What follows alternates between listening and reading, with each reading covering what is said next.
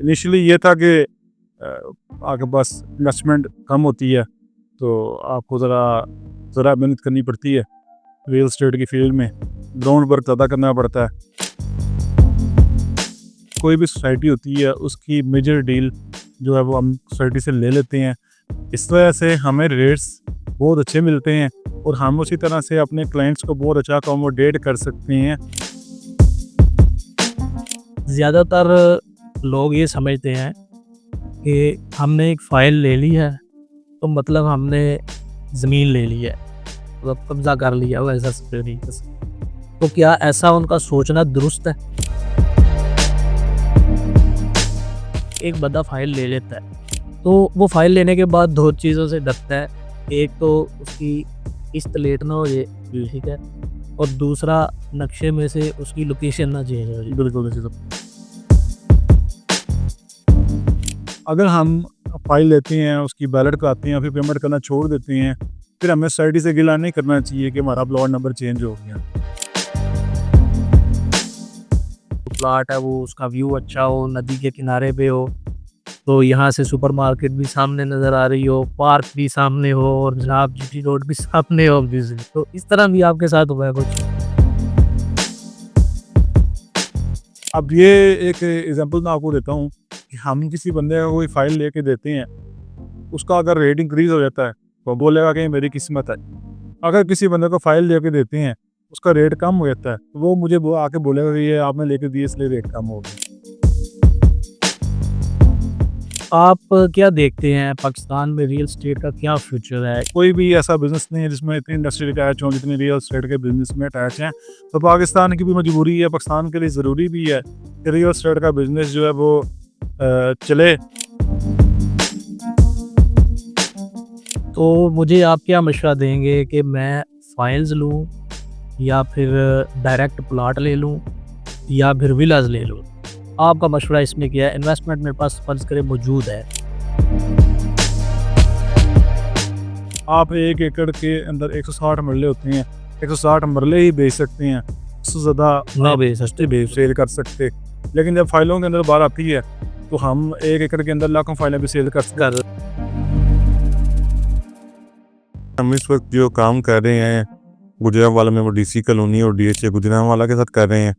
खारिया में city housing खारिया और new metro city खारिया के साथ कर रहे हैं।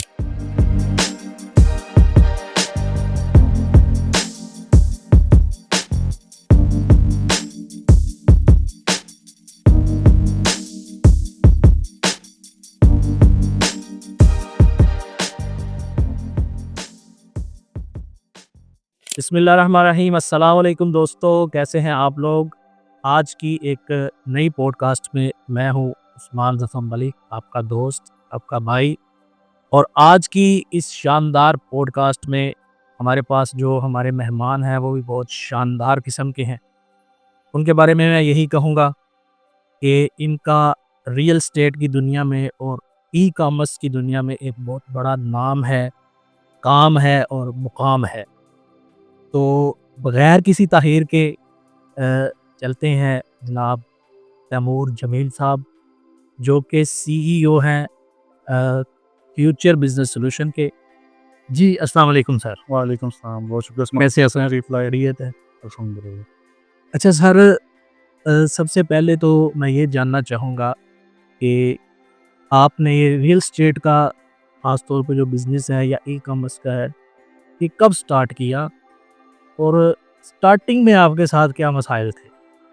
जी, ई कॉमर्स जो है वो 2010 से मैंने एज अ फ्रीलांसर स्टार्ट किया फाइवर पे, और उस टाइम ओडेस्क हुआ करता था, अपवर्क जो आप बन चुका है उस पर। फिर मैं डिग्री के लिए चला गया इस्लामाबाद, तो वो हमने फ्रीलांसिंग ज़रा कम कर दी। डिग्री ख़त्म होने के बाद जब प्योर काम नहीं था तो रियल एस्टेट स्टार्ट किया 2018 में। तो इनिशियली ये था कि आपके पास इन्वेस्टमेंट कम होती है तो आपको ज़रा मेहनत करनी पड़ती है रियल एस्टेट की फील्ड में, ग्राउंड वर्क ज़्यादा करना पड़ता है। वो अल्टीमेटली मुझे करना पड़ा और रियल एस्टेट ने भैया अल्हम्दुलिल्लाह हम अच्छा ग्रो कर रहे हैं। इसके अलावा ई कॉमर्स में भी इनिशियली क्योंकि टाइम की बड़ी किल्लत के साथ पढ़ाई भी करनी थी और साथ हम फ्रीलांसिंग भी कर रहे थे। इस तरह के एआई टूल्स भी अवेलेबल नहीं थे जो आजकल अवेलेबल हैं। तो इस वजह से वो भी थोड़ा टाइम लगा उसको ग्रो करने में, लेकिन अल्हम्दुलिल्लाह हमारी एजेंसी जो है वो अच्छा काम कर रही है ई कॉमर्स में भी। ज़बरदस्त। तो बेसिकली पहले रियल एस्टेट का थोड़ा-सा 1-2 उसके ऊपर पॉइंट्स के ऊपर गुफ्तगू कर लेते हैं, फिर ई-कॉमर्स की तरफ जाएँगे। श्योर से। रियल एस्टेट में बेसिकली आपकी सर्विसेज़ क्या हैं? और आपके पास कौन-सी ऐसी कह लें कि चीज़ है, प्रोडक्ट है जो बेसिकली आप इस फ़ील्ड में सेल कर रहे हैं? रियल एस्टेट में हम लोगों का जो मेन प्रोडक्ट है वो ये है कि, या मेन जो आपकी प्रोडक्ट कह सकते हैं आपको, वो ये है कि हम असल में कोई भी सोसाइटी होती है उसकी मेजर डील जो है वो हम सोसाइटी से ले लेते हैं। इस वजह से हमें रेट्स बहुत अच्छे मिलते हैं और हम उसी तरह से अपने क्लाइंट्स को बहुत अच्छा अकोमोडेट कर सकते हैं। इस कोई भी फाइल विला या कोई भी प्रोडक्ट हो किसी भी सोसाइटी की जिसकी हमने डीलरशिप ली हो, उसमें रेट्स के लिहाज से हम बहुत अच्छा अकोमोडेट अपने क्लाइंट्स को कर सकते हैं, जो कि मेरे ख्याल में ज़्यादातर डीलर्स, नॉर्मल डीलर्स वो नहीं कर सकते। ठीक है। अच्छा, ज़्यादातर लोग ये समझते हैं कि हमने एक फ़ाइल ले ली है, तो मतलब हमने ज़मीन ले ली है, मतलब कब्ज़ा कर लिया हो ऐसा तरीके से। तो क्या ऐसा उनका सोचना दुरुस्त है? जी, ये 2-3 साल पहले बड़ा कॉन्सेप्ट था, जब रियल एस्टेट का बूम मार्केट में नज़र आता था, तो लोग अपनी कैपेसिटी से ज़्यादा फ़ाइल जो है बाय कर लेते थे। उनके फ़ाइल की इनिशियल पेमेंट आपको बहुत कम करनी पड़ती है। अगर कोई फ़ाइल की 30 लाख रुपया टोटल कीमत होएगी, तो आपको इनिशियली 10%, 20%, 30% मैक्सिमम पे करनी पड़ेगी, जो हार्डली 5-6 लाख रुपया मैक्सिमम बनता है।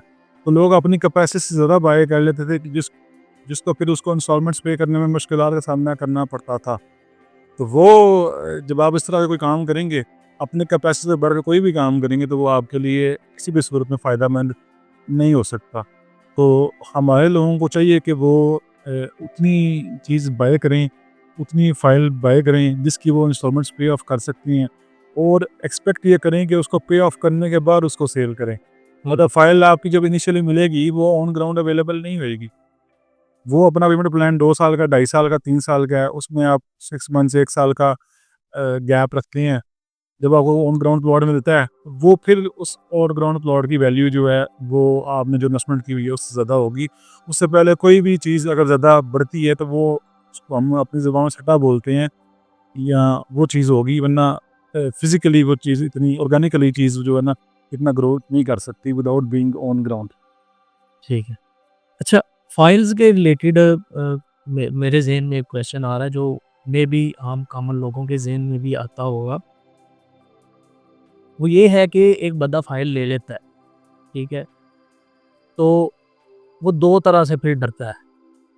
एक तो जब उसको फाइल दी जाती है, मे बी उसको नक्शे के ऊपर बता दिया जाता है कि भाई ये यहाँ पे तुम्हारा जो है ना तो जब बेल्टिंग वगैरह हो जाती है, जी। मे बी तब उसको बता दिया जाता है कि ये तुम्हारा जो यहाँ पे तुम्हारा प्लॉट होगा, ठीक है?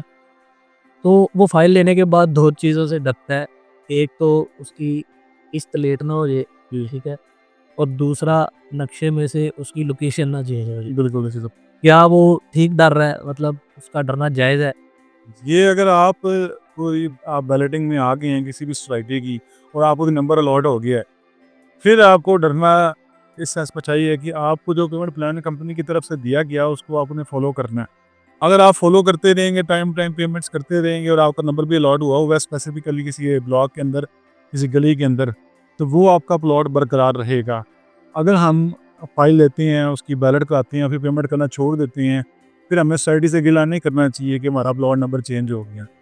गिला तब बनता है जब हम पेमेंट्स भी टाइमली करें, और फिर हमारा प्लॉट नंबर चेंज हो जाए, जो किसी सूरत में भी कोई भी सोसाइटी मेरे नज़र से नहीं गुजरी। फिर टाइमली पेमेंट पे करते हुए फिर वो प्लॉट नंबर चेंज कर दे, वरना कोई बंदा टाइमली पेमेंट करता है तो उसकी प्लॉट्स, उसी को वही स्पेसिफिकली वही प्लॉट मिलता है।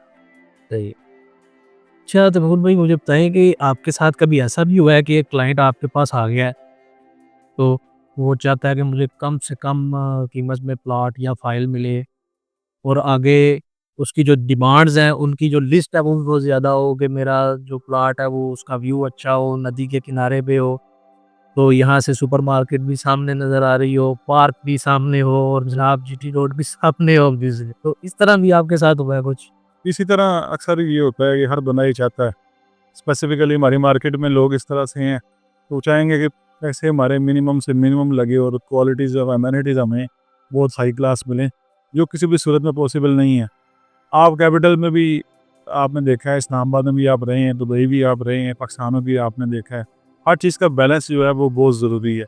आप जितनी पेमेंट करेंगे, जितनी लेवल ऑफ जो आप इन्वेस्टमेंट आप करेंगे, उसी लेवल की अमेनिटीज़ आप रख सकते हैं, उससे ज़्यादा आपको मिलनी मुमकिन नहीं है। लोग तो चाहते हैं।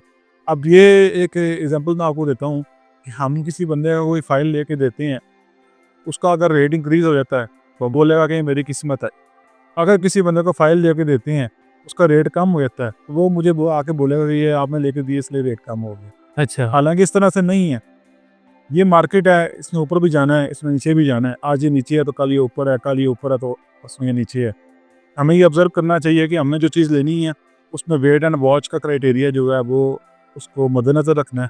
अगर हम इस पे कारबंद रहेंगे, तो इंशाअल्लाह किसी भी चीज़ में हमें नुकसान बिल्कुल भी नहीं होगा। अच्छा तैमूर भाई, पाकिस्तान में आज के दौर में ये जिस टाइम में हम ये पॉडकास्ट रिकॉर्ड करवा रहे हैं, ये अप्रैल का महीना चल रहा है 2025। आप क्या देखते हैं पाकिस्तान में रियल एस्टेट का क्या फ्यूचर है, या किस लेवल पे जो है रियल एस्टेट का बिजनेस आज के डेट में एग्जिस्ट कर रहा है? जी, पाकिस्तान में अल्हम्दुलिल्लाह रियल एस्टेट का बिज़नेस जो है वो पहले भी बड़ा बूम उसने कमाया है, और अभी ये कुछ अर्से से ये मुल्क की जो इकोनॉमिक कंडीशंस थी इस वजह से डाउन था। लेकिन अब जो गवर्नमेंट की तरफ से भी रिलीफ मिल रहा है रियल एस्टेट के बिज़नेस को, क्योंकि इसके साथ काफ़ी ज़्यादा इंडस्ट्री जो है वो अटैच हुई है रियल एस्टेट के बिज़नेस। कोई भी ऐसा बिज़नेस नहीं है जिसमें इतनी इंडस्ट्री अटैच हो जितनी रियल एस्टेट के बिज़नेस में अटैच हैं।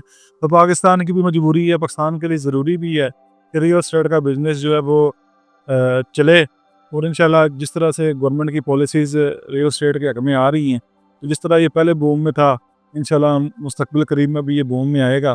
क्योंकि यहाँ पे लोगों के लिए जो इन्वेस्टमेंट की जो वो हैं स्कीम्स हैं, वो बहुत लिमिटेड सी हैं पाकिस्तान में।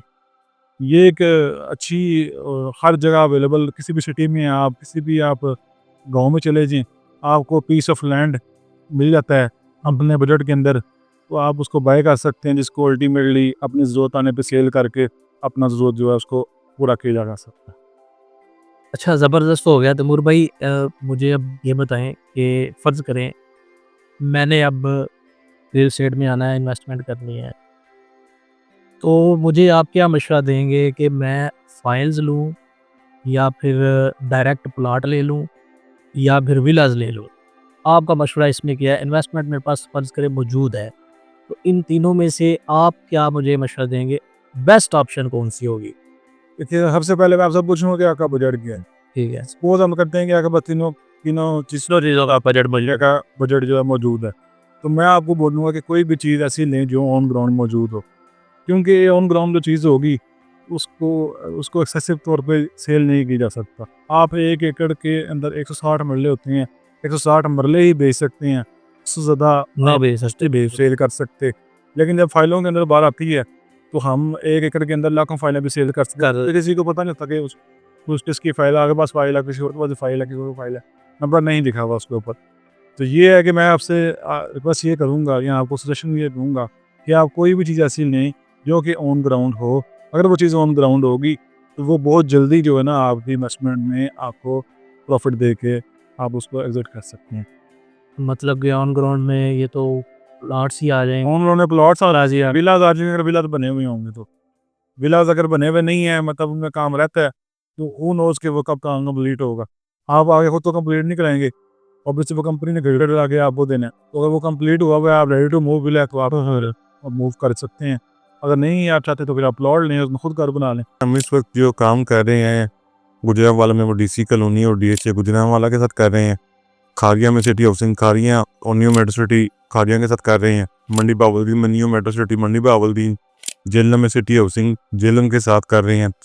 दीना में पल ग्लोबल सिटी दीना के साथ कर रहे हैं। इस्लामाबाद में blue world city, kingdom valley capital smart city और न्यू मेट्रो सिटी गुजर खान के साथ हमारा जो है ना फिलहाल काम चल रहा है। ज़बरदस्त हो गया। तो दोस्तों, आप अगर रियल एस्टेट में इंटरेस्ट रखते हैं और आपको कोई इन्फॉर्मेशन चाहिए तो स्क्रीन पे नीचे कॉन्टैक्ट नंबर भी नज़र आ रहा होगा तैमूर भाई का। आप इनके ऑफ़िस अप्रोच भी कर सकते हैं। ऑफ़िस इनका रावाली में है, फ़ज़ल सेंटर के बिल्कुल सामने। तो किसी भी किस्म की इन्फॉर्मेशन चाहिए, कोई इन्वेस्टमेंट करने का इरादा है, तो आप बिला झिझक अप्रोच कर सकते हैं।